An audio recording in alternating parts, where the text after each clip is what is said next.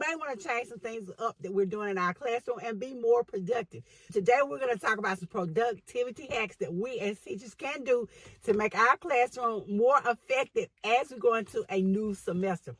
In case you don't know where you are, you're at 2Q Classrooms, and I'm LaWanda Shields, and today we're talking about the things we can do to make our classrooms run a little more smoothly this year. One of the things that I absolutely love is using a planner. Planners are great for planning out what you're going to do in your classroom. They're like lesson plans, but they provide a little more leniency for you to add the things that you want to do. You can plan your lessons before you put them into a formal lesson plan. You also may want to consider changing the layout of your classroom. I know some of us do seating charts. We do this little classroom chart as the school year begins.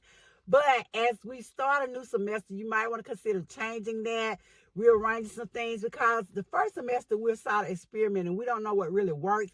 And as the year progresses, we can see what is not working in our classroom. And so you may want to change the layout. You may want to change up some things that you do in your classroom. You may want to change where you put in your papers. Something I did, I had a spot where I was trying to put my students' work, and I realized as the year progressed that it was not working for me. I had to make a change. So you might want to consider changing that up as we go further into the news. This is not just an elementary teacher thing, but you can use color coding. That way, you may want to color code your classes, or color code your assignments. If you're using a system where you put in what your assignments are, whether it's homework, whether it's classwork, whether it is an assessment, you might want to color code each of those. I do that a lot, and I especially color code with my classes because I have a lot of classes. I have a certain color folder for each class. That way I know whose papers go where. And as I have those papers graded, I put it into that color binder, the binder that I have designated for each one of my classes, and it makes things a lot easier for me. When I see that color, I know which class it is, and you might want to consider doing that.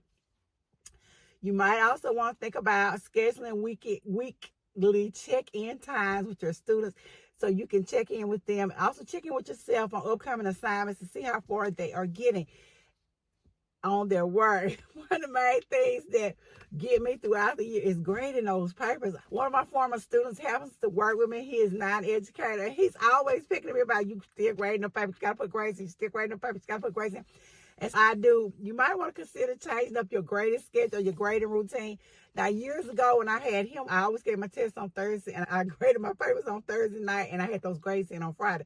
Things have sort of changed. I still like to give tests on Thursday, but because of the things that go on in my district, the things they want, it's a little harder to get that done. I've had to change that.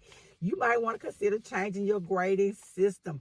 To keep from falling behind, you might want to also consider hiring some help to help you with grading. You can get those easy grade assignments and Teachers Pay from Teachers Pay Teachers.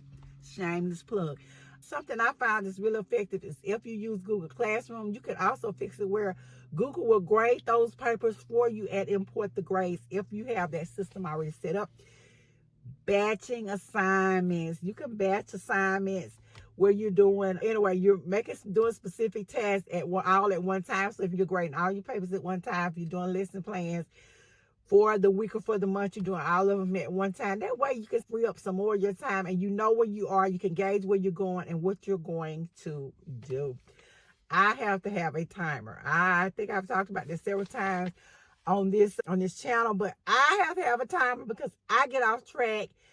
I'm easily distracted. I cut the timer on. I give myself 15 minutes per task. 15 minutes to do this, 15 minutes to do that. And so it works better for me. You might want to think of ways that you can make your lesson planning quicker.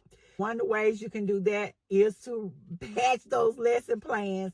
Don't reinvent the wheel. You might want to reuse some of your old lesson plans and just tweak them a little bit so that they fit what you're doing now. Consider purchasing some lesson plans. Again, shameless plug for Teachers Pay Teachers. You don't have to be stressed out so much trying to come up with lesson plans, trying to redo them and just spinning your wheels. You can also consider collaborating with your coworkers. Talk to some of your coworkers. We are starting back into a new semester. I was talking with the other English teacher in my department, and she's doing resumes, and so is the math teacher. And we decided that as a whole, we were going to each do the resumes. She was going to work on resumes, I was going to work on resumes, and the math teacher was going to work on a form of doing the resumes. That is something that we decided that we would do. You might want to consider doing that. You might also want to get some things, like I said, Google Classroom is great. I'm used to the good old Google Calendar. It works great for me, but whatever is going to help you be more productive throughout the year, you want to consider doing that.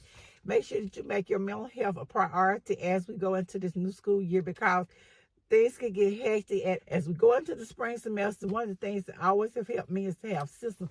Make sure you have a support system in place so that they can help you stay focused and on task, losing your mind as you're trying to get done the things that you need to get done. Give some consideration to refreshing your classroom, redecorating, reorganizing, decluttering to help you stay focused in this new school year. These are some productive that you can begin your new school year, new semester off on the right foot. And I thank you guys so much for listening again to Cute Classrooms. I'll see you in the next video.